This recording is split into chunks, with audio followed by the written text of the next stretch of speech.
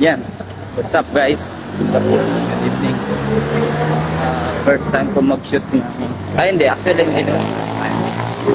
So, maraming beses na ako nag-shoot ng video on public sa labas yan.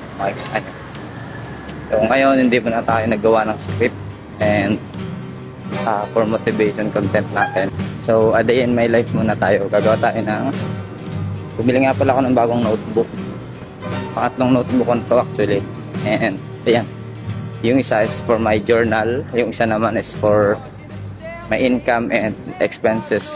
And ito naman is my progress about achieving my 6-figure income a month.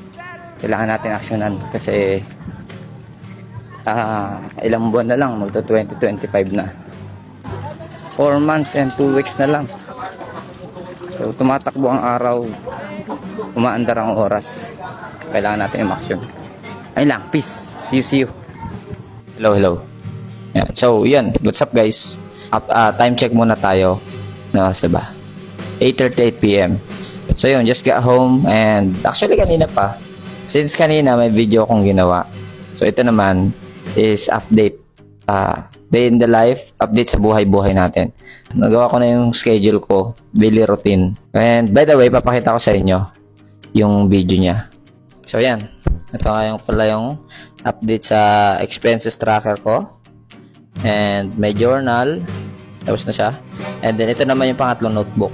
Dito ko susulat yung mga progress to reach my 6-figure income a month, my vision board, and then my weekly schedule. Ito day shift siya. Day shift. Bukod yung panggabi, graveyard shift, and bukod yung Sunday. So iba't ibang schedule yan. Anyways, kung ikaw magsisimula ka rin ng progress mo, plano mong mag-achieve ng goal mo syempre sa buhay, pinakamaganda siguro gawin is to start. Yun lang guys. See you!